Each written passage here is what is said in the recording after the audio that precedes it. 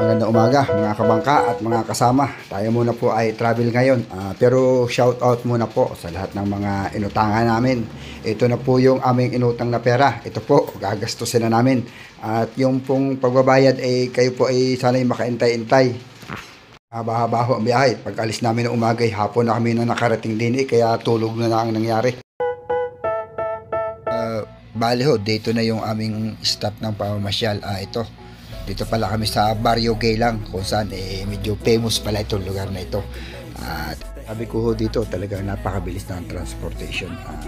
Dahil hindi uso yung pera, kailangan ay may card ka. Pero pwede naman ang pera. Kaso mas mabilis kung may card kayo na gagamitin. Tap lang. Ito ang ating pinuntahan yung Fort Canning Park kung saan isa din itong tourist attraction. Masasabi ko na marami din katulad sa atin na ganitong tourist attraction. Kaso nga lang, may pagkakaiba rin.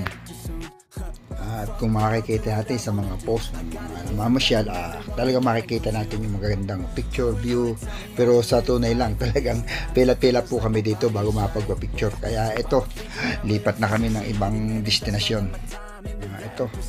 Kung sasakay tayo ng MRT, wala po talaga tayong makikitang madadaanan o matatanaw dahil sa buhay po ito. Pero ito po ang train na nag-uugnay sa main island at saka dito sa Sentosa Island. Ito po ang train ito sa taas dumadaan pero maiksi lang. Dito po makikita natin yung Universal Studio pero hindi na rin kami pumasok dito dahil sawa na naman kami lalo na si Commander. Doon siya nagtatrabaho. Universal Robina nga lang. Ay, kung hindi naman po kayo papasok ng Universal Studio, marami naman po pwedeng mapasyalan at mapagpicturan dito. Ito, may beach din po sila na siguro, hindi ko alam kung man-made ito. Maganda matapos po yung konting picture, konting video. Siyempre po, kasama sa itinerary yung ating mga tagpuan blues, lalo na sa ating mga kamag-anak na naririto. Kasama ko nga yung apo. Pangita sa... Ay, ito ho, hindi daw ho kompleto ang pagpunta niyo dito sa Singapore hanggat hindi niyo napapasyalan itong Merlion. Kaso naulan, kaya ito sinanggahan ko ng payong si Commander dahil kailangan daw ngumanga baka ho magtay pa. Ito dito sa lugar na ito lagi daw hong maraming turista kaso nga lang naulan, siguro yung iba hindi nagpunta at nagpalipas muna ng ulan. Kaya ito, sulong-sulo namin ang paglalakad. Bali, punta po kami sa may Marina Bay Sand. Iho kami magsha-shopping. Kami ho'y kakain sa food court din sa ilalim. Isa po itong hooker yata. Ayan. Ang sarap po ng pagkain. Talaga namang solve na solve. Masarap po talaga pag yung bansa nyo pupuntahan ay marami kayong kamag-anak. Alam nyo na. Ito po, day trip po tayo. Iba po talaga pag maraming kamag-anak. Ito po, bago niya kami ipasyal at talagang binusog niyo muna kami. Dito kami ngayon sa may orchard kung saan ito, isa ditong sikat na puntahan. At dito, pinatikim din sa amin yung local ice cream na gawa ng mga taga rito. Oh, brother. Uncle, you're 76? You're very strong, ha? What is your secret? No secret? Every month go Geylang. I know Geylang. This is our uncle. He's already 76. 80? 80? Oh. Thank you. You have a very sweet ice cream. Kung isa, hindi talaga ito kasama sa plano. Sky Park.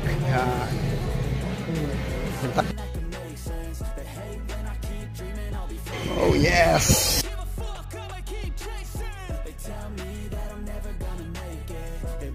Ito na ho yung bubungad sa atin. Makikita natin ho dito yung Merlions kung saan galing kami kahapon. Dito yung naglahad kami habang umuulan. Napakaluang po ng itaas nito. Ayan. Yung sikat na F1 kita rin ho dito at Singapore Flyer. At yung kabuuan ho ng Garden by the Bay ay halos kitang kita nyo lahat dito. Talaga po masasabi nyo napakayaman ng bansang ito dahil yung jet fighter nila halos maya't maya umiikot. Kailan kaya ho tayo makakaligo sa swimming pool na are. May kainan ho din hindi ko lang alam kung may lumi at gisado din Tapos ho nating tanawin ang kagandahan ng Singapore ay punta naman tayo din sa Garden by the Bay. Ayan. maganda pong pagpunta dito pahapon para matapos yung maglakad-lakad.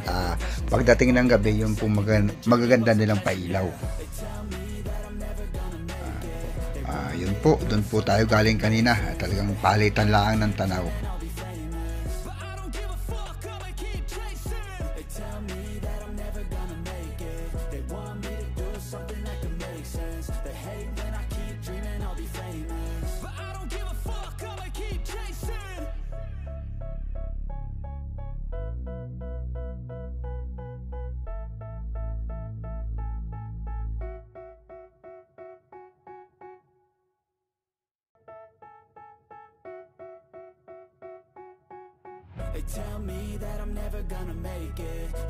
Ito nga lang ho, hindi ho ako masaya pag gato nakikita ko yung mga isda na nakakulong na dapat ay nasa natural na tirahan.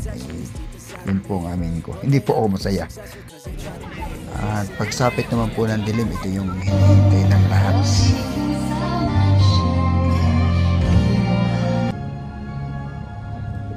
Dito kang ilang. Kita ilang?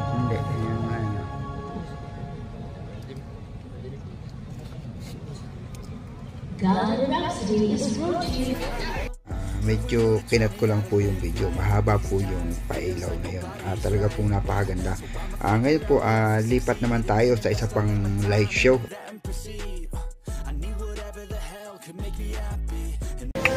Yan mamaya, nakakalog lang.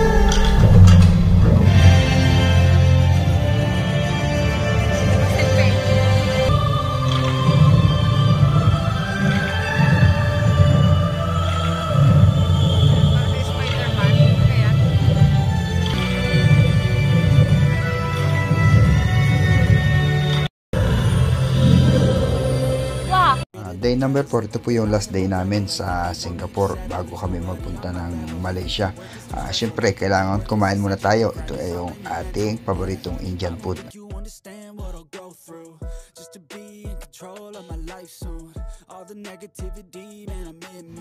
12 ho ng tanghali, nag-check out na kami dito sa aming hotel na tinuluyan dito sa Geylang. Masasabi ko po na masarap yung naging karanasan ko dito sa pagkain, sa mga kamag-anak kong nagpalibre sa amin. Salamat sa inyo. Dito po magbabas lang kami papuntang Malaysia. Ito napakababait din po talaga ng mga lokal na Singaporean dahil yung isa kong kasama hindi binasa yung card. Kaya ito, yung isang Singaporean talaga pong kusang loob siyang nagpalibre. Salamat sa iyo.